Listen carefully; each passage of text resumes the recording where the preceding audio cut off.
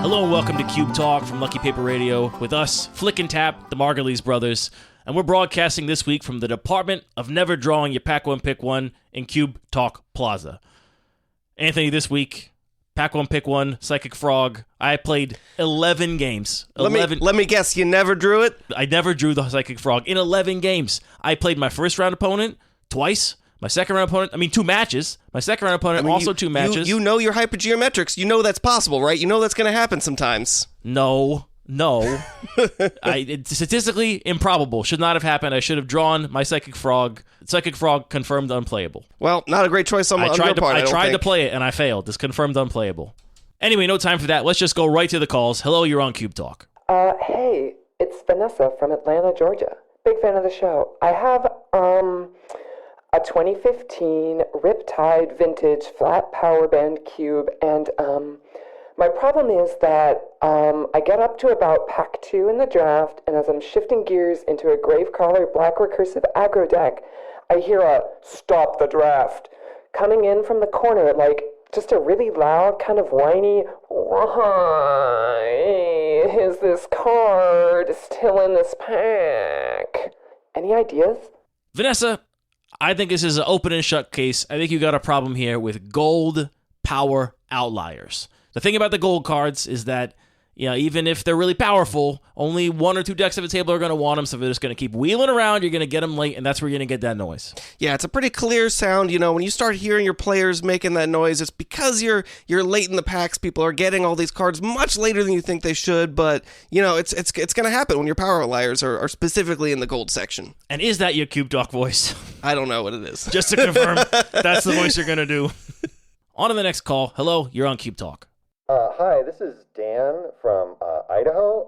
Thank you for calling. I have just a weird concern. I've been playing Cube with my playgroup at the local LGS for the last couple of years, and recently, after maybe it's a new set problem, but they're opening packs and they're doing this.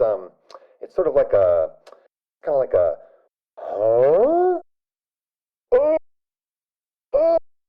and then they hold onto their cards and they start to shake a little bit, and then they look around the table. Is that something is that like a normal thing? It's much more like a question and then like a little seizure or something like that. So if you have any suggestions, I would love to take you up on those, because they're pinching the cards and I think they're damaging things. Now, Anthony, I don't know about you. This to me sounds like too much removal. Yeah, I think this could go a couple ways. I think it could be too much removal, but sometimes you get that sound as well if, maybe it's just too many threats of a certain quality. But I think you're right with this one. It's most likely that your players are just they're making the sound because of too much removal. Here's the problem. Everybody's just playing a threat. It gets removed. Whoever gets the most card draw is going to win. And that's the sound you get when somebody doesn't have enough card draw. And they know that's what's going to happen. So you're just going to want to take that cube, just, maybe just dial in the removal just a little bit. You can also dial down the efficiency a bit. Either one's going to work, and I think you're going to have your cube running much, much more smoothly. No way. Really? Yeah, okay. Yes, that makes sense. Actually, now that I think about it, that is exactly what is going on. Thank you. Pretty simple. Cut those Doom Blades. All right, we got another call here. Hello, you're on Cube Talk. Hey, Cube Talk. This is Siobhan from Alaska, and I keep having this problem where around pack 3, one of my drafters inevitably kind of goes,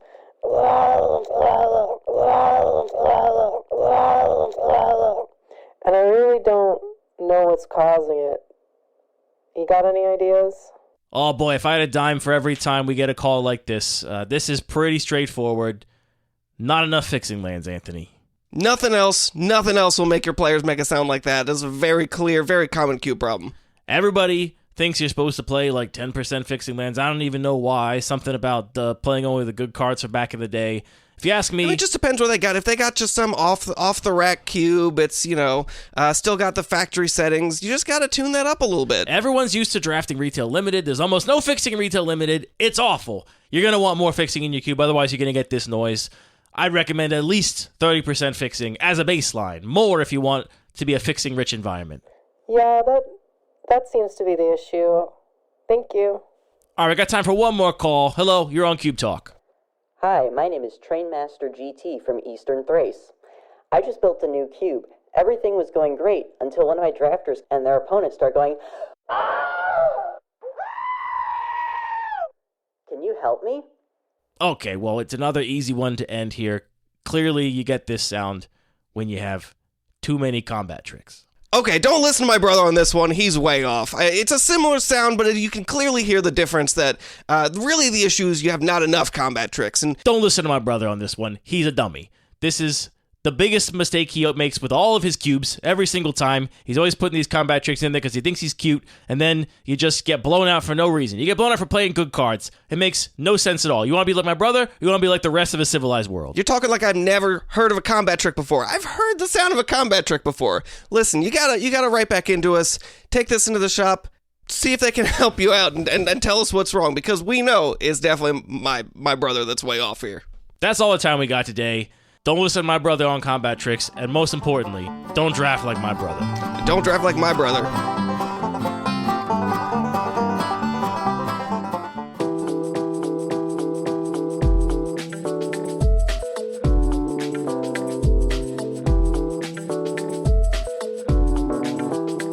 Hello, everybody, and welcome to another episode of Lucky Paper Radio. My name is Andy. I'm here, as always, with my co-host, Anthony, not making Shrinky Dinks without me, Maddox. I would never. I know Shrinky Dinks is a special activity you like to do. I had such a good time with those things, man. It's really satisfying to draw something and then have it be shrunken and down. then make it little? Well, yeah, I mean, the detail becomes so clear and crisp and at a scale that you could not really do with your hand. It's true. Without, the benefit of magnification and some very special tools. And you're already a very skilled illustrator to begin with, so very nice it of you to really say. just amps it up. And you made a very cool Ornithopter pin, which I was delighted to win that pin and now have it with all my other trophy pins on my bag. It was, I think, a good pin. I agree. I still think the pin I made for Jake was the best one. Which one was that? Oh, yeah, it was very good. Yeah, the one full of swear words that can't repeat on the air, but ask Jake about it if you see him at a Cube event in the future, because I hope it's on Jake's bag. I think it probably is, right? You probably put it on your bag. Yeah, why not? Some people were afraid they were going to break. I don't think they're going to break. They're like pretty No, solid. I'm maybe more concerned. One of the, what do you call it? The rejects that I have, the ink kind of smudged. I see why it told you to put the draw on the. Oh, the ink smudged the even ink after might have being smudged shredunked? a little bit. So maybe there's some sealing. I feel like we can iterate on our Shrinky Dink custom trophy pin process here a little bit. But overall, great. Overall, big success for sure. Anthony, here we are. We find ourselves back in the studio talking once again about the menace of control decks in the 100 Ornithopters Cube. We can't stop talking about 100 Ornithopters. I'm sorry. What's going to happen when we have 100 episodes about the 100 Ornithopters Cube? I mean, look, I don't think, if you're getting tired of me talking about this cube, I'm sorry. But the thing is, I think this conversation will be applicable to people in other contexts. That was exactly the first question I wanted to ask, is like, we're talking about a specific deck that you're sort of interested in fine-tuning the way that it functions in this environment, but it is a very weird cube, and I'm sure we'll give a little bit more of a better description of what this cube is if you're new to it. But yeah, how much do you think that conversation applies to people that are designing cubes that are in a more normal space? And do you think that, like, the questions that you're asking yourself and the approach that you're trying to take, does that apply outside of this? I think it totally applies, to be honest. It's not that the specific solutions we come up with are going to apply, because no, obviously, if you have a cube where there are creatures other than the card Bow of ornithopter, Nylea sure is a big problem for most cubes.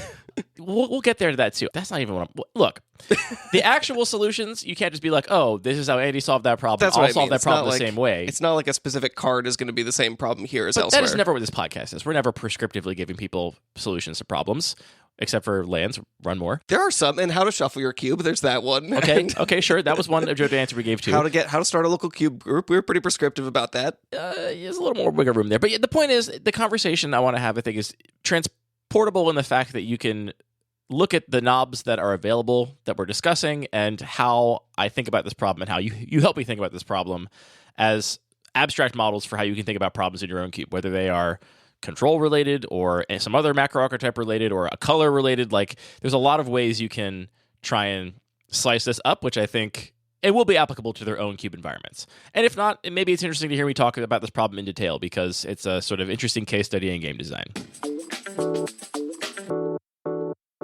What is 100 Ornithopters Cube? If you have been living under a rock and not listening to this podcast before, this cube is a cube where the only creatures in the cube... I think if you haven't heard about the 100 Ornithopters cube, that's fine. Go enjoy your other different, very cube perspective that isn't... But how'd you end up here is the real question. That's a good question. Because, yeah, of course, people in the real world, I hope they haven't heard about this. Like, your average Magic player probably hasn't heard about it. But, like, if you're listening to this podcast, you probably know this is a cube I designed where the only creatures... are 100 copies of the card Ornithopter. There are no creature tokens. There are no creature lands. There are no ways to make your opponent lose life or do anything unless you somehow involve an Ornithopter, right? And an Ornithopter is a 0/2 creature. Okay, no power, can't kill your opponent an on its artifact, own. importantly. As an artifact. So, my copy of the cube now, I think, has just crossed the threshold of being played 50 times, which I think... That's pretty cool. Which I think is a lot. I think most people might think, oh, only 50 playtests. And, like, this is really highlights the point of, like, how... quantitative outcomes of drafts are not useful because 50 is not enough to determine really anything in terms of patterns unless they're extremely pronounced. But it's a ton of hours and time spent and human brains spent thinking about this problem that we can learn from qualitatively, I hope, to sort of make informed decisions about how to adjust this environment. The history of the Boogeyman control deck in this cube, for at least my copy of the cube, really starts with Bones, Judge Bones, who sort of had a thesis about this cube where you could just play disenchants basically and beat your opponent by milling out. And the original version of this deck, he used the Enchantress's Presence card specifically to great effect because it allowed him to create card advantage that was not related to Ornithopters at all. So you could use that to play Seals of Cleansing, Seals of Primordium, Bow of Nylea, whatever. All of them become things that also draw a card. And generating card advantage in this deck is somewhat hard because I try as much as possible to have the card choices in this cube all relate to Ornithopters. So if you're not planning on putting many Ornithopters in your deck, you're not going to be able to draw cards off of Glimpse of Nature, or you have to pay full price for a Thoughtcast or whatever.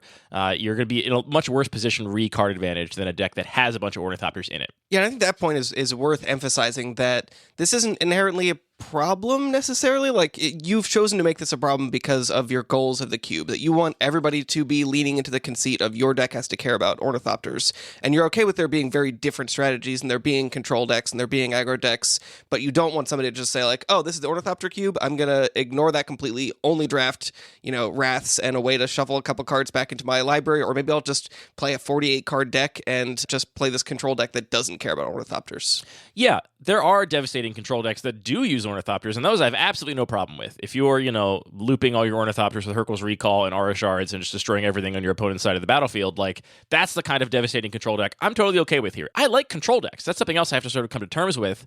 I really like playing with and against control decks. One of my least favorite ways to play Magic is just kind of the... parallel solitaire, where like neither of our decks have a lot of interaction. We're just both trying to build some big engine, and we're like racing to see who can build a bigger engine faster, right? That is one of my least favorite ways to play. I just love interactive Magic. So I like control decks. I like playing with and against them. So I want there to be control decks present. I just don't think it's good vibes when someone who's not seen or played this cube before sits down, here's the shtick, here's the sort of restriction, the vibe of the cube, the goal of the cube, and then gets 3-0'd in the draft by somebody who didn't put a single Ornithopter in their deck, or only had 2 in their deck because they just didn't have playables and they thought might as well jam a couple chump blockers in here, right? Yeah, that's a really good point, that it's more than just something that is not meeting your goals that you've stated explicitly, but potentially creating that really negative experience of like, I thought we were sitting down and doing this bit because that was the bit, and then somebody else is just like, no, I'm not going to do that. I'm just going to drive sideways over this and make other people feel like they failed by trying to play in the space with you. Yeah, I mean, you say it's not just my goals. My goal comes from that. The reason my goal is that is because I want the experience to be fundamentally about the card Ornithopter. Now, I should say, I'm not even actually opposed to that deck coming up every once in a while, as a sort of very rare treat if somebody is able to, like, the stars align and they're able to draft a really janky deck that, Bones notoriously has played a bunch of cards in his deck with, like, no Ornithopters. Like, he's played Heirloom Epic in his deck with no Ornithopters, which is a card draw engine that is massively discounted when you have Ornithopters, and when you don't, it's just really expensive. But Bones is like, I just don't care. I'm not worried about tempo. Like, the game is going to go super long. I just need a way to get more cards. When people are using these cards in really unconventional, janky ways, and they're, like, bad cards, like Heirloom Epic with no creatures in your deck is a bad Magic card in this environment for the power level people are playing at. When people are doing that, I think that's okay for every once in a while someone to, like, pull something, wild and miraculous off.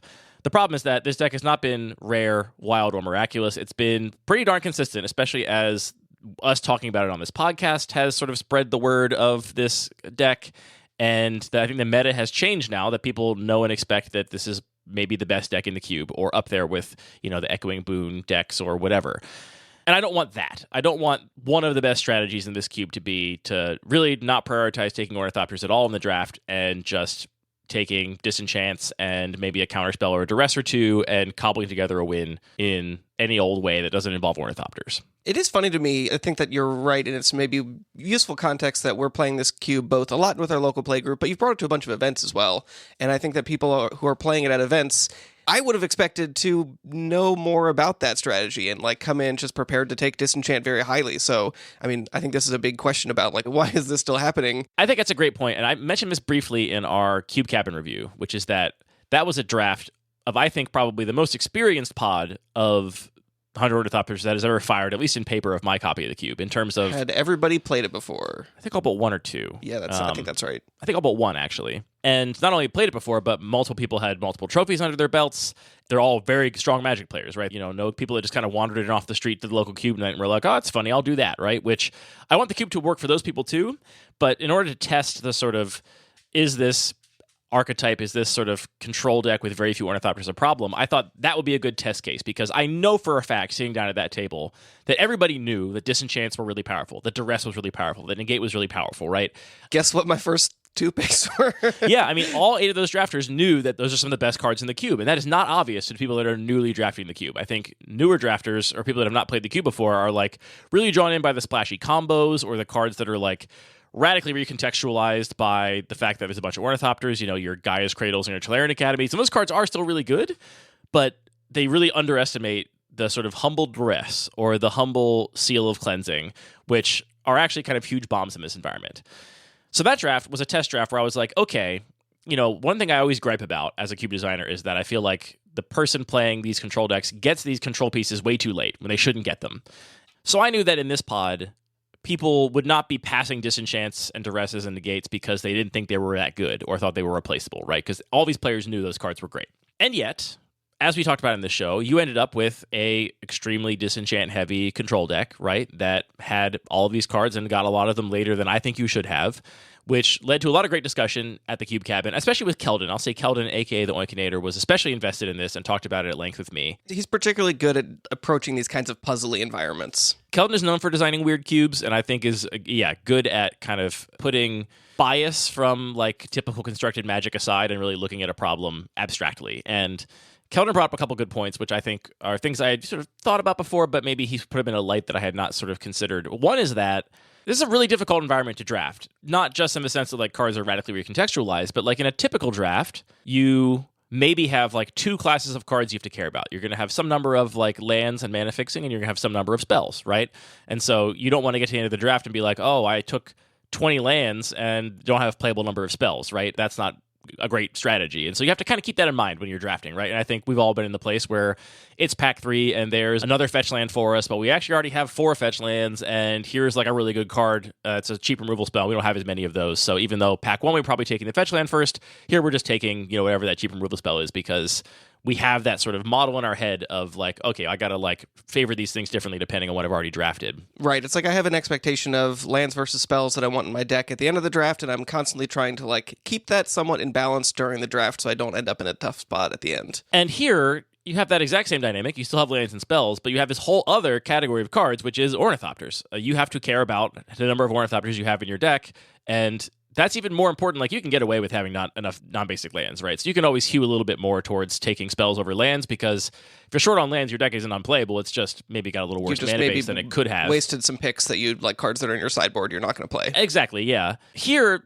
most of these decks don't work without a certain density of Ornithopters, right? And everyone's going to get 12.5 on average, as I always joke, but you might want more. You might want to make sure that you definitely have that base rate, because it's going to turn on all these cards that otherwise don't do anything. And so in addition to caring about spells, you have to care about number of Ornithopters specifically, and lands as well.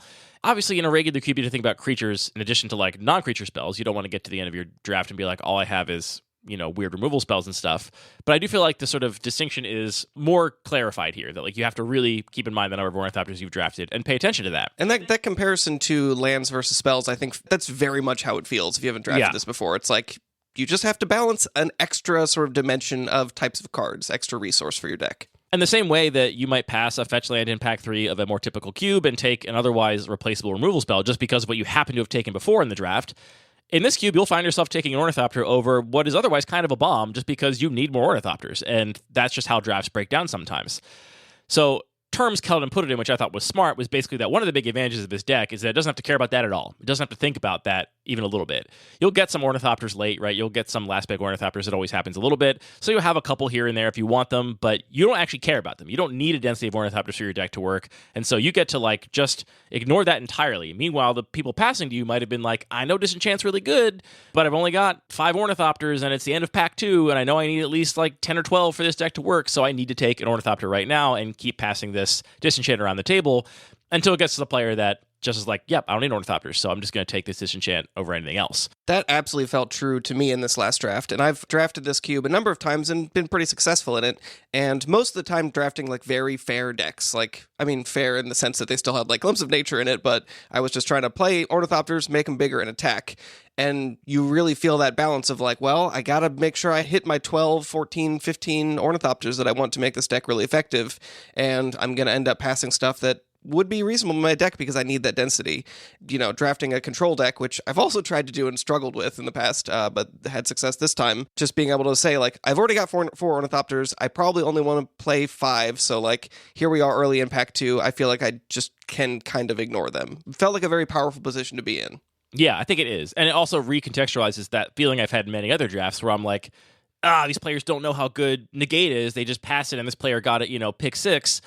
Actually, maybe they did know Negate was good, but they were like, I need something else, right? Yeah. And this also applies to the fact that this environment is very combo heavy. So, like, if you have Jeskai Ascendancy combo going and you see Retraction Helix or Banishing Knack, you're taking that over everything. You're taking that over Ornithopter. You're taking that over the best removal spell in the environment. If your plan is to be that combo deck, that is an irreplaceable piece for you. You need that to make that combo deck work. So that also imposes another pressure on draft picks that means that you can't just take the strongest card out of a pack and put it in your deck, which is the sort of mentality which would lead to the disenchants being spread out, right? Because there's not actually that many disenchants in this cube, honestly. The density is not very high. It's something like a quarter of the density of removal spells in the Bud Magic Cube, for example, or a fifth the density of the removal spells in the Bud Magic Cube. But instead of every player having 1 to 3 of them, most players have none, some players have 1, and one player has 8. That's when all of a sudden you run into this problem. And that happening, I think Keldon correctly identified, is not a byproduct of just players not evaluating cards correctly. It is more a byproduct of all the pressures that are on a drafter when they're trying to put together a deck in this environment. That makes a lot of sense. And I think that is, I don't want to frame that too much as a negative thing. Like, I think that interesting tension is what cool. makes the environment unique and, like, sort of, puts you in that mindset of, I need to solve this complicated problem of my creatures don't have power. How do I deal with this? But I do see how it can sort of, lead you down that difficult road. Yeah, I mean, the problem is not that, a player is likely to end up with a lot of this type of effect, or that certain players can, not prioritize Ornithopters that highly. The problem is that then sort of results in this particular class of cards. And I would say it's especially the disenchants. I think the duresses and counterspells end up a little more spread out historically, but the disenchant effects tend to be pretty focused in 1 or 2 decks. Board wipe's kind of the same as well, though I think people have also correctly identified that you should just put a meltdown in your deck, because even if you're a creature heavy deck or a combo deck, you might be behind, and then you have a 1-mana reset the board button, and then you start building up your combo. So sometimes your opponent just way overextends, and they end up being just really, really powerful. So Keldon's diagnosis here helps to explain away one of the things that I have been feeling about this deck being too prevalent in ways that I wish the meta would just correct, right? Especially after that draft at Cube Cap, and I was like, all right, this is clearly not a players not knowing cards are good problem, and needing players to get good to understand the depth of my cube design, which is an arrogant position to have in the first place. But it's not that the cube is balanced and the players are drafting it wrong and just letting this one player 3-0 every single time. It's that the draft incentives, if you are playing essentially to win, if you're trying to spike the draft incentives still are going to push you to end up with 1 player or 2 players having the vast majority of those control elements, which that density ends up becoming the problem, right? If you can only get 3 or 4 disenchants for your deck, you're forced to do something else. What else are you going to do, right? You need some other way to do anything that matters with the game, and you'll end up doing something Ornithopter related because that's all there is otherwise.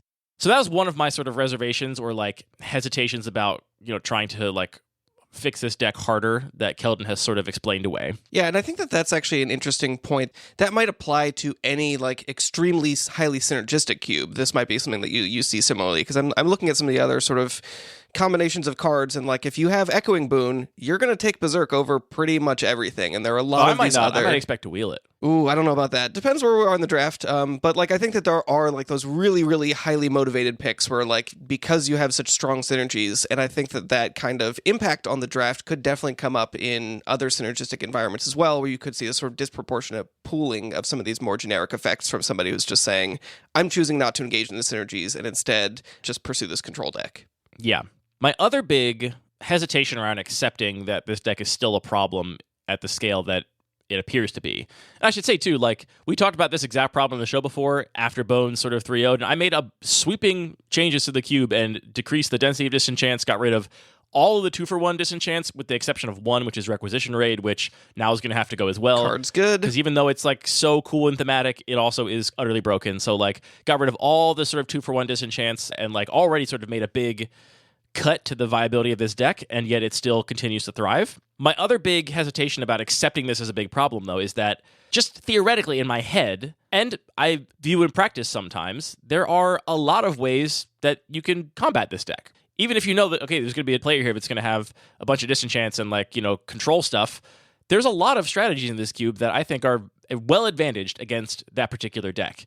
I've often wondered, like, why are those decks not eating this control deck's lunch, right? Because I have, for example, the enchantments that give you the monarchy in this cube, the courts, the green court and the white court. We know the answer to that question, and the answer is Requisition Raid. The answer is, yeah, somehow figure out how to get the monarchy even though you have 3 Ornithopters in your deck by Savin's Reclamationing one that you surveilled into your graveyard and then destroying your opponent's Ornithopters. That was funny, just to think like, oh, I don't need this guy. Putting a single count on it with Requisition Raid and then taking the monarchy back. But there's the monarchy cards, which are huge problems for a deck that doesn't plan to attack their opponent. That's true, yeah. If you're planning to just, 1-for-1 remove your opponent until they die or give up, and they're drawing more cards than you, that's a huge problem. And a lot of these control decks don't have a way to retake the monarchy, or certainly not easily. There's also combo decks that can just win in one turn. They can go from no board presence to just killing you immediately, which most of my disenchants in this cube are sorcery speed. Right, that's definitely worth pointing out for sure. Yeah, I've been very conscious about the ones that are instant speed. I think there are only 5 right now, if you include the 2 seals. And the 2 seals are face up, instant. So you see it coming and you can play around it. But you have an opportunity to sort of bait your opponent into wasting it because you know it's or there. Just disenchant it yourself, and then you can go off, right? Like, it's much more interactive than just your opponent holding up Naturalize the whole game, in my personal opinion. Some people find it more of a bummer to see it on board and know that it's a huge problem for them and have to, like, reckon with that every turn. But I prefer to have it face up so that I can figure out a way to, like, puzzle around it. I think it's more interesting. But there's a lot of decks that can just win, right? Go from no board presence to you're dead with some form of a deterministic combo that just kills you. That's very present here. There's probably, a dozen decks that are different variations of combos of cards that can just do that. And you've seen that happen pretty consistently in effective decks, right? I have. There's also, not necessarily combo decks, but there's also decks that can win without using artifacts and enchantments at all. I mean, save for the Ornithopters themselves, which of course are artifacts. But the problem is not that people are disenchanting individual Ornithopters. That happens occasionally, but that is certainly not, like, what is keeping this deck, dominant, is that you can, like, disenchant your opponent's Ornithopter. But the Echoing Boon deck, for example, uses mostly combat tricks, instants and sorceries to kill their opponent, and they're doubled. So if you have 2 Ornithopters, like, it's just really hard to, like, combat that with counter magic or, any kind of disenchants. Like, that strategy should, in theory, just completely prey on this control deck, in my opinion. Although, I know Zach Barish has made this point as well, that those decks are really, really weak specifically to disenchant. Like, an instant speed, unknown piece of interaction will, or even like an unsummon. I don't think the first one is that big of a deal, honestly. Again, they have 2 copies of every spell. Like, yes, if you're going all in on, like, I have 1 Ornithopter, I'm going to put both copies of Reckless Charge and both copies of Berserk on it. Which you're going to want to do. But you can also just have 2 Ornithopters and then just do that to 2 of them. That's true. Now it's not like, it's still immediately lethal, but it takes 2 pieces of interaction to break that up. I have found those decks to be strong against the control decks. It's just that it doesn't happen as much as I think it should. The other thing is that I also have included a lot of other non-Echoing Boon, plant, and non-specific combo cards that I think are just really difficult for control decks to deal with, right? Like storm cards like Haze of Rage. You can't counterspell that away. You can't disenchant that away. Haze of Rage is a great card against the control decks. There's also just, Lightning Volley is another example of a card that behaves kind of like the enchantment version Chiron Negotiations. Both of these cards allow you to tap a creature to deal 1 damage to a player, and there's then a lot of ways in this cube to untap your creatures with things like Paradox Engine or Intruder Alarm to then just do that until they're dead. Lightning Volley does that on a spell. So again, you can't disenchant that, right? And they could have a counterspell, but again, I think the density of counter magic has not been the problem. It has really been the disenchants. So in my head, there's all these decks that should succeed against the control decks, right? All of those individual instances make sense, but I wonder if it's a question of density and maybe also a question of, are you expecting those to be just fully main deck plans that are good against the control decks, or are you more thinking of those as tools that people are going to have in their sideboards to, whether it's drastic or subtle, shift their deck to be more effective against a control deck? Density is a good question. I have not thought really hard about how many of these decks I expect to be in a given draft. I mean, there should be one Echoing Boon deck, but that deck is often not an aggro deck. That card is flexible and can be used in a lot of ways. So I would say it's maybe 2 in every 3 drafts, there's an Echoing Boon aggro deck. And then these other sort of combo cards, I don't know how often they're used over their artifact and enchantment equivalents or, similar combos that happen to use permanents in play. The other thing is, I have observed, since having this conversation with Keldon, disenchant control decks, in some cases piloted by me, and in some cases piloted by other people, completely flounder in the face of these exact things, right? So I watched in the finals of the last draft of Inland Northwest Cube Fest, I watched Jane play against what was basically a green-white disenchant control deck. It had, a win condition in there that was related to Ornithopters, but it played very few Ornithopters and was really heavy on disenchant, so that was kind of their main game plan. And I watched Jane beautifully navigate an ad nauseum Tempest Technique Scapegoat combo deck. Ad nauseum just lets you draw your deck in 100 Ornithopters. It's, that one's easy. That's a card people probably know. Tempest Technique is a 4-mana white aura that gives the enchanting creature +1/+1 for each enchantment you control, and it has Storm. So you make as many of those auras as you have cast spells this turn. That scales up really fast. It does scale up very fast. Exponents are powerful. And then Scapegoat is 1 white mana instant, additional cost, sacrifice a creature, return any number of creatures you control to their owner's hands, which lets you rebuy a bunch of Ornithopters to then replay them to up your Storm count or whatever.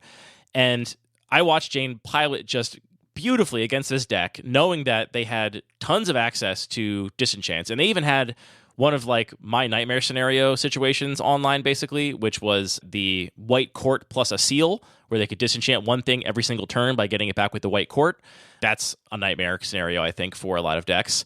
And I watched Jane go from having no board presence to just killing this player. And in both of these games, I watched Jane masterfully play around the potential of her opponent having a instant speed, hidden information disenchant, in addition to face-up ones, by using, of all cards, Revitalizing Repast, which is an unsuspecting card in this cube. It's a double face card. It's a black-green tap land on the back. On the front side, it's a hybrid green or black. Put a +1/+1 counter on target creature. It gains indestructible till end of turn. And in both these games, Jane drew her deck, played Ornithopters out, and then scapegoated just enough Ornithopters to give her a high enough Storm count, leaving enough unsummoning 6 Ornithopters in play to then play a Tempest Technique, which Tempest Technique is another great example of a card that, the control deck, you can't disenchant that. There's 12 copies of it now. That card isn't a great example of another card that I really think the disenchant decks should struggle with, and I saw this play out. And then, in all these circumstances, Jane also kept exactly 1 mana available and Revitalizing Repast in hand. It's, you're trying to naturalize my, one of my 2 lethal Thopters. I just Revitalizing Repast it, and now you're dead. I mean, that card makes a lot of sense. And I love a Snakeskin Veil type effect because it just makes me feel safe. But and there's quite that's a few a of card those here, that too. seems like that would be the silver bullet against those control decks, especially if you're trying to do this, make one huge threat kind of strategy. Well, again, I do think very rarely are you actually disenchanting an Ornithopter. That is pretty rare. You're usually disenchanting. The way these decks it's work... really tempting when somebody's going really tall with one Ornithopter because you just can generate so much card advantage. But honestly, I think that's a really interesting tension when you're looking at somebody's one huge Ornithopter and you're like, do I want to try and disenchant that and get rid of this completely, or do I maybe just half the damage by destroying an equipment? That's kind of an interesting tension and interesting decision space for people to be in. Yeah, I mean, just to make it clear, maybe we didn't say this clearly enough. The reason this deck is so good is because if you get rid of all of your opponent's artifacts and enchantments that are augmenting their Ornithopters all do nothing. And so you can generate a huge amount of virtual card advantage by essentially nullifying a bunch of cards in play, maybe cards in your opponent's hand, and a bunch of cards in their deck. If you can just say, you've got 7 Ornithopters and shared animosity, I'd have 1 disenchant, now you have 7 nothings, right? That essentially invalidated 8 cards worth of value for 1 disenchant. Right. I mean, it's similar. It's sort of parallel to what we were talking about during the draft of sort of splitting you into thinking about multiple different resources. All of your ways to impact the game involve an Ornithopter plus something else. So disenchants all kind of just feel like a 2-for-1 naturally. 2-for-1 is the bare minimum. Again, Yeah. like in that circumstance, like you had 8 cards, all of which were hugely threatening. I removed just your shared animosity, and now your 7 other cards do nothing. Like, that is not that uncommon. Yeah, I mean, and this is something, again, in my last draft that I felt really strongly, where my opponent, maybe they had a couple Ornithopters in play, and I had a disenchant, and I'm like, I know that my disenchant can destroy any artifact or enchantment that is going to make your Ornithopters do anything, and also you're like 30% to just draw another Ornithopter anyway, so it just feels incredibly powerful. That is at its root why this deck is good. I don't think this deck is good because you can just disenchant an Ornithopter whenever you want. Like, that, Right, again, yeah. occasionally comes up, but like that is really not what is powering this deck up. So anyway, I watched Jane pilot, what should be a like pretty fragile combo deck in some senses against a control deck, and just by skill and by careful sequencing, take down the win, right? And that was so cool to see. I had this experience myself just 2 nights ago on our local Cube night, where I drafted the Disenchant control deck this time, and I had some Ornithopters still because I had Ornithopter-based win condition, but again, I think I had 7 Ornithopters in my deck. I did not prioritize them in the draft. I was like, I'll take a few that I can get, but like, my win condition is going to be inevitability, right? Eventually, I'll kill you with 1 Ornithopter and Kessig Wolf Run after I've disenchanted you to pieces. I had an opening in my second match of the night, which I felt was like so unbeatable that I was like, it kind of made me feel bad. I was like, this is why I have to cut this deck harder, because my opening was on turn 2, I played Seal of Primordium, which is a seal enchantment you can sacrifice, destroy target artifact or enchantment. Had a couple Ornithopters in play. On 3, I played Court of Garenbrig, the green court, which starts pumping those Ornithopters in play and also gives me the Monarchy. I mean, that's funny because you're saying the courts are, and I agree, some of the best cards against the control deck, but you're also playing them in the control deck. Well, yeah. Again, I think we did a whole episode about this problem, too. Well, again, my version of the control deck is one I'm more okay with, because I had a very, very Ornithopter-based win condition, right? So, like, I'm okay with my take on the control deck. If I, had stomped the whole table, I wouldn't be like, these things are a problem, because I was still playing Ornithopters and Ornithopter win conditions. Then on turn 4, I passed the turn with a couple of buffed Ornithopters from the Court of Garenbrig, and also the seal activation up, and also I had Naturalize in hand with 2 mana open to cast it. So I was on the draw this game. This is what I had done in the first, 4 turns of the game, which is a pretty darn good start in this cube. I was basically threatening lethal in 1 or 2 turns, because Court of Garenbrig gets out of hand really quickly, doubling every turn. Yeah, seems pretty good. My opponent, in all this time, they were on the play, and they had only done the following. They had played 3 Ornithopters, just naked, nude Ornithopters. Unpantsed Thopters. They had played Bitter Reunion, discarded a card, drawn 2, and nothing else. That was what their first 4 turns involved, and my first 4 turns were, I'm presenting double disenchant and, 2 Ornithopters that are huge are going to kill you in like a turn or 2. And I passed thinking like, I can't lose this game. What could my opponent possibly have? And here's what their turn 5 was. 3 more Ornithopters. Now there are 6 in play. Sacrifice Bitter Reunion, so those 3 Ornithopters have haste.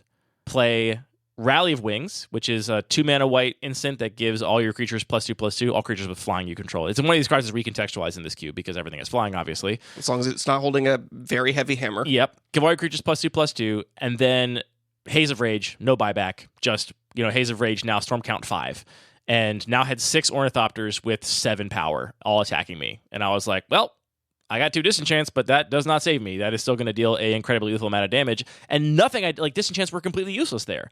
And so, like, these sort of anecdotes still come up to sort of support my thesis that perhaps there is a, like, level of counterplay against these control decks that has not yet fully developed and seeped into the meta, because that was an awesome sequence. As a cube designer, I was like, this rules. I am so pumped about this. Like, what a sick, awesome sequence of cards. Pumped as those Ornithopters? I don't think I had 7 power at the time. But yeah, and like, even if I had a counterspell, right? Like, what do you counter there? You counter the Rally of Wings, I guess? You gotta stifle the Storm Trigger? Stifling a Storm Trigger would do it, but I mentioned that sort of Keldon had managed to come up with a explanation for why disenchants were going so late in the draft that convinced me again, newly, that, okay, this is more of a problem than I thought it was, because it's not just players not realizing these cards are good. This is one of my sort of rationales that I still kind of hold. I still kind of feel like this feels like a hole that these decks have that is rarely exploited, right? Like these kinds of win conditions. People tend to so often lean on the win conditions that do involve artifacts and enchantments, even if they're maybe in density-wise, like 2/3 of the win conditions are artifacts and enchantment-based, and 1/3 are instant and sorcery-based, whether it's through a Voltron-style thing with Echoing Boon or not, or whether it's through Rally of Wings plus Haze of Rage. I should say, too, if you don't know all these cards, they're going to be on our cards mentioned page of the website. It's linked to the show notes. You can just see a chronological list of all the cards we've talked about in this episode. But those two anecdotes from the past couple weeks, as well as sort of just in my head, the theory crafting of like, I feel like there should be ways to beat this, that still has me wondering how much the meta could or might adapt. Regardless, I'm committed to at least just trying a big batch of new changes. And one lesson I want people to take away from this is like, I'm making a big set of changes to the sort of disenchant suite in this cube, and it's entirely provisional. I'm not saying like this is now an improved version of the cube that I've made better. It's just a different version that I want to try for a little while, for a few drafts, and see how it feels. That's a really interesting point that I wonder if a lot of it is kind of just how easy it is to understand and evaluate and put these different types of decks together, because I see a card like Cranial Plating, and I know what to do with that. I'm going to play a bunch of Ornithopters, and now I have one that is just tremendous. Or Kessig Wolfrun, I'm just going to make a bunch of mana, then I can use whatever Kessig Wolfrun, Ornithopters also great I against have. the control decks. That's true. Gavity Township, great against the control decks. Haze of Rage, I'm much more skeptical of. I'm like, I don't really know how to make this work. Like, clearly it takes more than just Haze of Rage plus Ornithopters. It takes Haze of Rage plus some other Haste way enabler. to... Basically a haste enabler yeah. is all you need.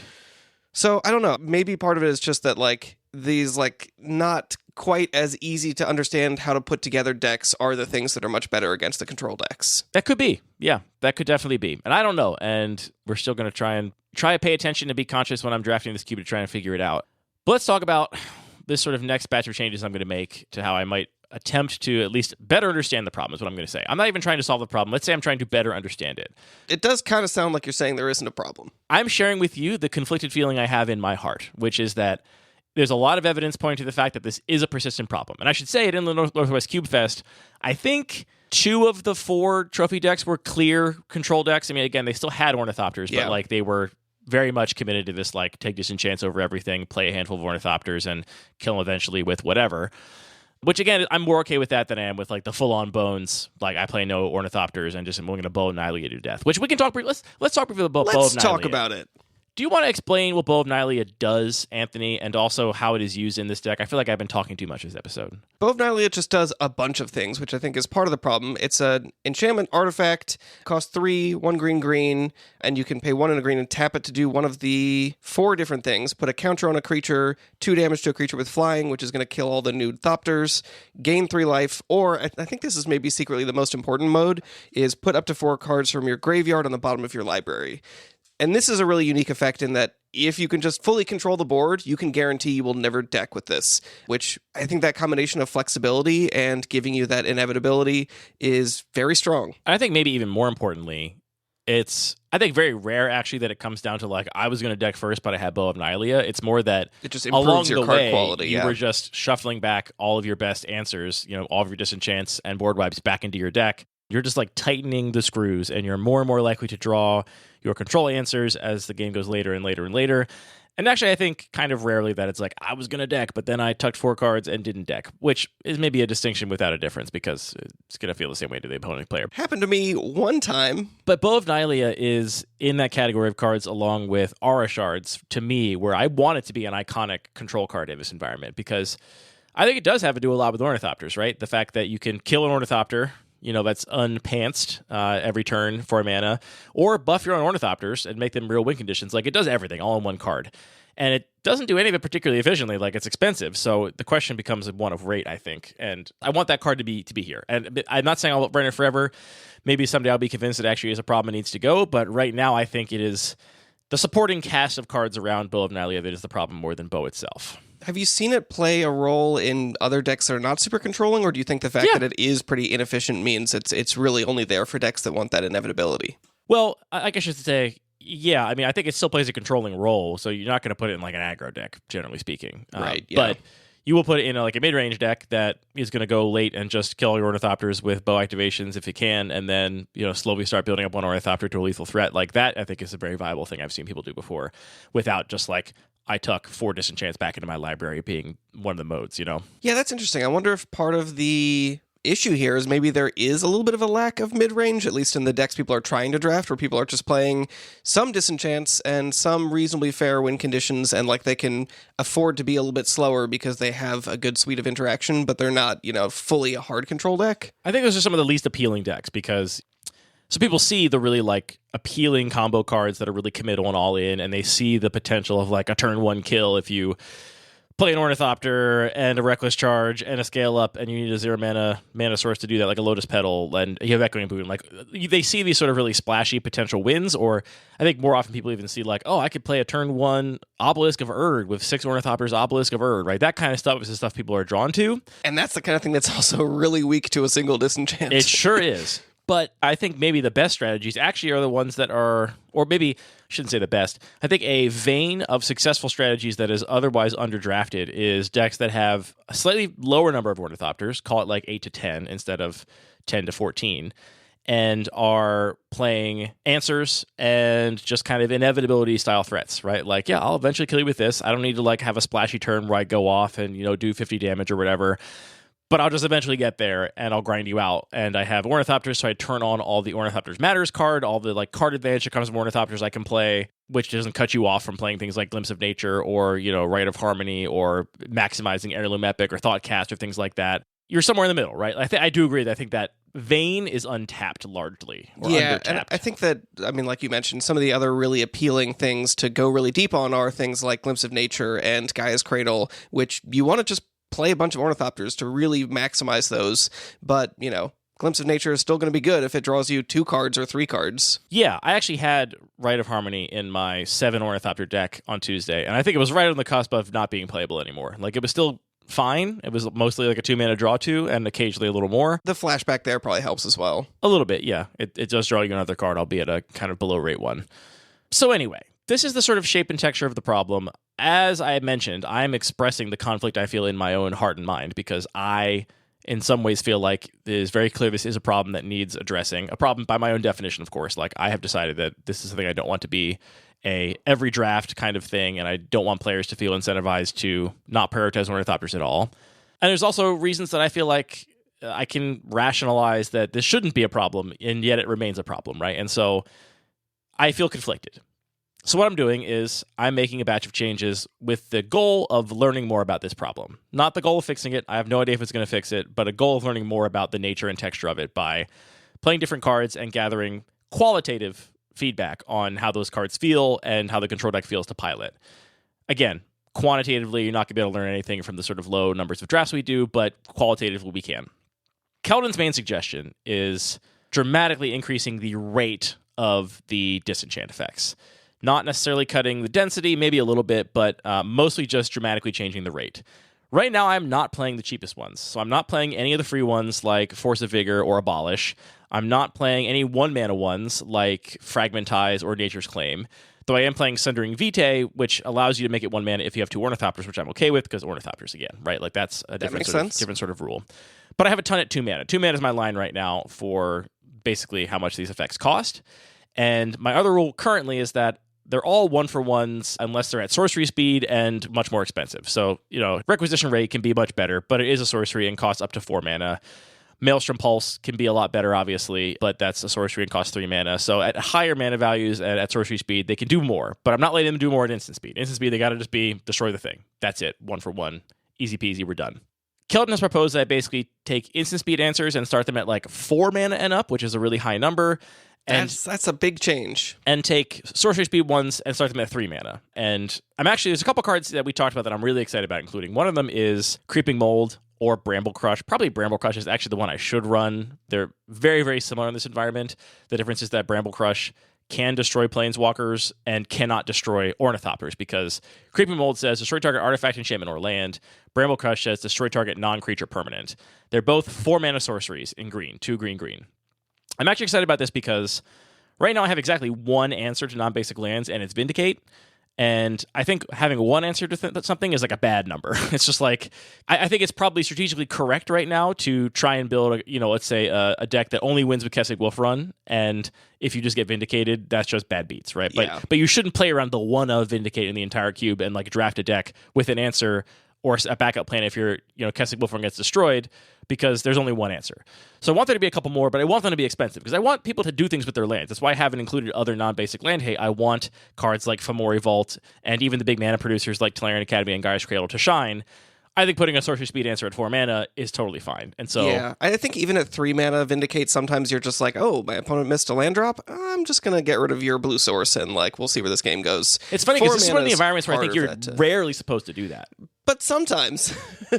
Well, it's like, It's tempting. honestly, because the reason you do that in normal Magic, right, is because you're like, well, I can get a massive tempo advantage from this, right? My opponent missed a land drop. I'm now going to send him back 2 land drops. I'm probably, it's kind of close probably to like time walking them 2 or 2.5 times to vindicate one of their lands when they miss a land drop. Here, tempo really doesn't matter that much in a lot of decks, especially if you're the hardcore control deck. You don't care about tempo. You just care about answering all your opponent's stuff. That is true, yeah. I feel pretty strongly that you should definitely vindicate their Keswick Wolfrun or Gavony Township, but should you ever vindicate their just Triome because they missed a land drop? I would argue probably not. You should probably just hold on to that and wait till you answer one of the things you actually have to answer. But argue about that in the comments. I'm not actually sure.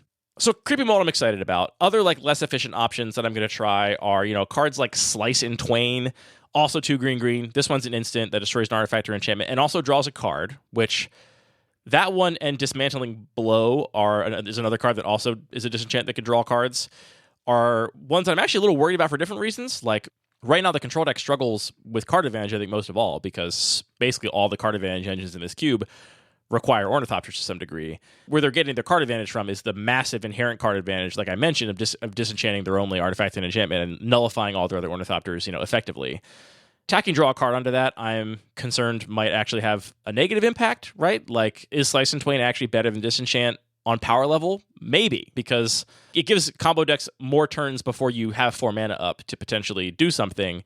But once you get there, which I think you do in almost every game, it's just a better card. And if we really care about inevitability, it's a much better inevitability card. So I'm not sure how those are going to play out, but Keldon seems to think they're worse. I'm willing to try it to see how it goes.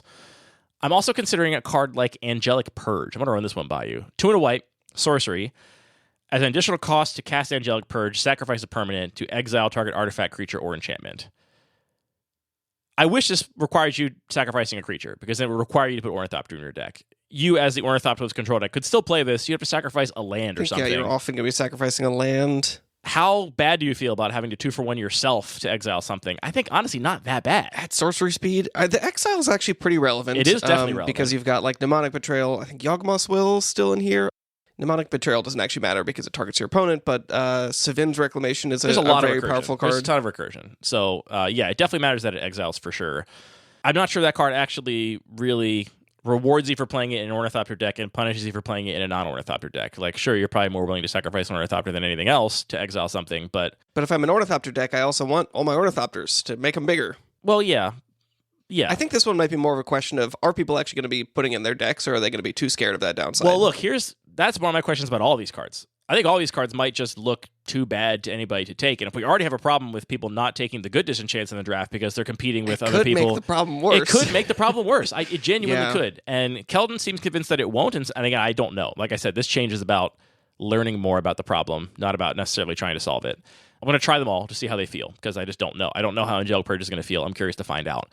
Dusk Rose Reliquary is a card I'm more excited about. This one is a 1-mana O-Ring that can only exile artifacts or creatures. So the thing I really wish about this one is that it could also exile enchantments, because it requires you to sacrifice an artifact or creature to cast it, which, again, that one I think you do pretty much need to have Ornithopters in your deck. I mean, you're not going to be able to rely on enough non-Ornithopter artifacts being around to otherwise have a card that is uncastable in your deck in the control deck. So I like Dusk Rose Reliquary. One card I added when I did the last round of changes, which has been, I think, really great, is Sheltered by Ghosts, which is an actual O-Ring that requires you to have an Ornithopter in play to enchant. That card has been excellent here. I've really been happy with that one. So this is, I think, in a kind of similar space that I'm excited to explore. And then there's other sort of weird oddball ones like Carnivorous Canopy, 2 and a green, destroy target artifact, enchantment, or creature with flying, lol. If that permanent's mana value was 3 or less, proliferate. So that's a card you can imagine, yeah, you can just put a 3-mana bad disenchant in your control deck, but what you really want to do is put this in a deck that has +1/+1 counters, and then not only do you get to destroy your opponent's thing, but if it's an Ornithopter or a small artifact or enchantment, you also get to double all your counters, which could be kind of interesting. Yeah, this one seems like much more clear what the value proposition is, especially in a pretty aggressive deck. I imagine maybe I am destroying an Ornithopter with this just to remove a blocker and push more damage through, and, putting a bunch more counters on my creatures. Yeah, for sure. That's the biggest set of changes. I'm going to be swapping out the cheap, efficient, iconic versions of these effects, which I love for all the reasons I've talked about in the show before. I'm going to be swapping them out for these slower versions that are much less efficient, much less iconic. I wonder if, as we talked about earlier, the problem will actually be worse, because there still will be a control deck that still wants to play to inevitability, And yes, their answers are less efficient, but they're even more likely to get them in the draft now because other decks are not going to want to put a 4-mana Disenchant in their deck if they're playing any kind of aggro. I also wonder if the cards like Dismantling Blow and Slice and Twain will actually be even worse because they then give that deck additional card advantage that it otherwise wouldn't have access to. Other changes I'm making are putting in even more anti-control cards. And the two sort of categories I'm really considering here are, one, running a Silence effect or two, which Silence is just a 1-mana instant that says your opponent can't cast spells this turn. And here's the thing. I really wish it was a sorcery and had some other kind of maybe trinket upside or something to like balance it, because what I really don't want is people using that to like disrupt their opponent's combo turn. Like, oh, you just, play Chiron Negotiations, then Hurkyl's Recall to balance all your Ornithopters. In response, I'll silence you. And now you're discarding to hand size. Like, that seems more likely to come up, but the thing is, I don't think you're going to put Silence in your deck. Like, maybe you bring it in out of sideboard if you see a combo that Silence will disrupt, and it will not disrupt all of them. But mostly, I don't think you're going to main deck that card for that reason. I think you're going to main deck it if you're a combo deck that it has an ad nauseum style, thing where you can draw your entire deck, silence your opponent, then combo off without, worry of interaction. What was the card you put in here before that event in New York that you were then very mad about? I forget the name of the card. It's the 1-mana enchantment that makes all additional spells beyond the first cost 1 more to cast, symmetrically. That doesn't sound familiar. That's what it is. Huh. I thought it was more like a silence effect. Okay, interesting. It makes it really hard to cast multiple spells, but symmetrically and for the entire game. Yeah, I guess a 1-turn thing is not the same. Not a certainly not. card. And the thing with that thing is that if you're just playing like a Disenchant every turn, that doesn't affect you really. That downside is not a problem. And any opponent that's doing anything else in this cube, it's like a silence. It was Deafening Silence. Yes, that's it. Which just, 1 spell per turn. Right. Oh, no, it doesn't even make them cost more. It just says you can't even do it. Can't even do it. 1 spell per turn. Yeah. That was a problem in big ways. So anyway, the actual Silence card, I'm not sure. I've got a copy coming in the mail to see, and I'm going to try it for a little while. I actually think I'm more excited about 2 other cards. One is a well-known card, Teferi Time Raveler, which there are very few Planeswalkers here because, frankly, most Planeswalkers either present a win condition on their own or make creature tokens, and both those things are out of qualification for this particular cube. But my good little Teferi, just slightly better repulse, does not do that. This is the 3-mana Teferi that, among other things, has a static ability. Each opponent can only cast spells only at a time they could cast a sorcery, which is effectively that sorcery speed silence on every turn. You can play this on a turn, and then on future turns or that same turn have your combo undisrupted. My one concern about this card is that way that is written often ends up messing up other things in very annoying ways. It sure does. And I haven't done a deep dive on this cube list to see what other things it will incidentally just hose. Like, for example, it doesn't work with Suspend because you can't cast creatures during your upkeep because that's not when you can cast a sorcery. So even if a thing comes off Suspend, you're not allowed to cast it. It also hoses anything that like casts a spell as a resolution of an ability because that's not a time you can cast a sorcery, so you can't do that.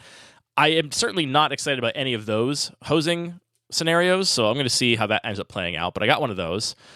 There's also Conqueror's Flail, which is inspired by the card Grand Abolisher, which is a creature that has the same text on it, and this is basically the flail that Grand Abolisher carries, and it is an equipment that gives some, medium buff. I think +1/+1 or something stupid, maybe first strike. Something that doesn't matter here for the most part. But then it also says, if this is equipped, opponents can't cast spells during your turn, or they can only cast spells the time they can cast a sorcery. I think the first one, actually. Can't cast spells during your turn. Yeah, which is a really cool way to give you that effect, but only if you have an Ornithopter. Right. But that one is a card I can imagine putting in here for this, high, ambitious reasoning that I'm describing, and then no one ever playing. Just being like, why would I play this card? I'm not doing it. Because you don't want an equipment in your combo deck. Like, it doesn't look like the kind of card you would want as a combo deck. And if you're the equipment deck, you're like, why do I care about this other text? It seems like it will almost never matter, and this buff is so minimal for the amount of mana I'm paying, so you're not putting it in your equipment deck either. I feel like that one is one of these cards that I can put in with the best of intentions and will just not see play. Yeah, I mean, it's actually +1/+1 for each color of permanence you control, which is maybe a weird goal to present to people that could mislead people a little bit. Yeah, that is weird, because a lot of the permanents are colorless, yeah. And then the last one is actually one I have a question for you about, Anthony. So I'm cutting both seals for now. And sad. That allows me to add in a card that I've wanted to add for a while, but that I think is a non-starter with the seals, which is Hall of Heliod's Generosity, which is Academy Ruins, but you can put an enchantment back on top of your graveyard. I think having a land that can recur your seal every turn is too toxic, and it reminds me of a very early version of this cube that had Academy Ruins alongside Engineered Explosives, and people were doing the exact same thing. But I really like the idea of having a land that can buy back your enchantments. There's not really any that bid themselves automatically in this cube. It would have to be ones that your opponent's destroyed. I still think this card is very main deckable because it's low cost of inclusion. It's just a land, right? You can kind of find some room for it, and I like that in the cube. My question for you is, how would you feel about me cutting Engineered Explosives in favor of putting Academy Ruins back in? I mean, Engineered Explosives, I think, is a card that people probably undervalue in this cube. I had it in my last control deck, and I found it to be like really valuable to have a different answer. I had lots of one-for-one interaction against artifacts and enchantments, and having a way to interact on a different axis was pretty powerful. I don't know. I'm unsure about both those cards just because it seems like the worst case scenario for them is going to be really frustrating play patterns of just like they can just keep bringing back this thing that's very powerful again and again. But I think the recursion being annoying is annoying for the control player. It's just like, I'm just trying to run you out of resources and now I can't. Sure. Other decks can just hopefully go over that or around it, Yeah, seems worth trying. I don't know. I love Engineering Explosives so much for the reason you just said. Like, I think the base rate in this cube is a Colorless Wrath at 2 mana, which is excellent, but not the best. Like, Meltdown is a 1 mana Wrath that is even cheaper. But it has the flexibility of sometimes you blow up something else. On Tuesday, Wax in his red-white deck cast it for 4 colors of mana thanks to the gold tokens from Curse of Opulence and use it to destroy my Court of Ardenvale. That's pretty cool. That's why I love Engineering Explosives. It's really hard to get me to want to cut that, so I think I'll probably leave that for now and leave Academy on the maybe pile and see how Hall of Heliod's Generosity plays out. Anyway, this is where I'm at with this cube. It continues to haunt me a little bit, this control deck, just because I really want to get my head around it and get it to the point where I feel like its lived reality is what I want it to be. And right now, it's still not quite there. Yeah, but I think to your point, it's a question of the cube. It's also a question of the metagame and the players. And I think that maybe this is always going to be a little bit of a difficult cube to balance because I think it really, really shows the disparity between players' like investment and familiarity with the environment. So I'm not surprised that sometimes some of these things seem like maybe more acute problems than they really are. Yeah. I should also mention, too, Nylea had a really sick control deck. One of the 3-0 control decks was Nylea's control deck. It's not the typical Disenchantress control deck. I think she had very few Disenchants, actually. But what she had was a Jund deck with a lot of duress effects and a lot of board wipes. And her primary wing condition was Kessig's Wolf Run. I think she had, a couple distant backup plans, but it was mostly Kessig's Wolf Run. And what I saw her do in the finals was play Yavimaya Hollow in her control deck to regenerate her 1 Ornithopter she had in play whenever she cast a board wipe. She was very happy about that. To keep it around, to then keep buffing it with Kessig Wolf Run, which that is sick. Like, that I'm very happy about. And very cool. I don't think that is at all an undermining of the sort of conditions and goals of the cube. I think it's awesome for that deck to 3-0. And so I don't want any of these changes to also incidentally make those kinds of decks not possible anymore. I don't think that particular deck will be affected by the things we're discussing here because, again, it was mostly board wipes and discard effects, which I'm not touching yet. But that's that. That is the continued saga of the control decks in 100 Ornithopters. As always, post a comment down below or leave a comment on the Discord or on the subreddit if you have any thoughts for how I ought to fix this deck. Because, I don't know, I feel like I'm reaching the bottom of the barrel in terms of things left to try. Like, if the density doesn't help, because I did cut the density way back when I sort of hamstrung the Bones deck after Bones drafted it in paper, and now I'm cutting the efficiency way back, and if density and efficiency aren't doing it, what other knobs are there, Anthony? Just got to turn it way up. Give everybody tons and tons of disenchants, and then no one will be able to do anything, and it'll be fine. Sounds so fun. If you want to support this show, and more importantly, I got to say now, support our efforts to give some money to deserving people to attend local Cube events, which we've now sent out 2 payments to people. We're recording this on July 31st. It's going to come out in a couple weeks. We've already sent out 2 payments to people to attend some local Cube events. I'm thrilled to have done it, and I'm working on designing jerseys right now, and I'm having so much fun doing it, and I'm just imagining this future where maybe we can be a hub of resources, and people that want to help and support the community can donate to the Patreon, and then we can distribute that money to people that are deserving of it. So if you want to support that mission, find us on Patreon. It's linked in the show notes, and you can support that there. All the music for this show is produced by DJ James Nasty, and the show is edited by Matthew. All the magic cards are produced by Wizards of the Coast. This podcast is produced by Thinking Really Hard About Magic Cards and then speaking into microphones about it. Anthony, thank you for the gift of friendship and for the gift of Cube. Thank you for giving me the opportunity to cast Requisition Raid while it lasted. That was a lot of fun. That one's probably never coming back. That one's I That's said fair. I said all these other changes are provisional. We're going to see that one. I think just has to go. It's a shame because it really it's on the line of almost being both Nylea are a Shardsy, where it's like I'm willing to forgive how broken it is because it does something that is so thematic by also having the mode to put counters on your Ornithopters. But just the fact that the controller ignore that mode completely and are like, oh, cool, 3 mana double disenchant. Like, not completely. Almost completely. Except for that one time, use it to steal the monarchy, which was honestly sick. I'm so glad that happened. Also, big thank you to whoever sent me a copy of Pickle Things. I don't know who you are, but I got a kick out of it. Boop.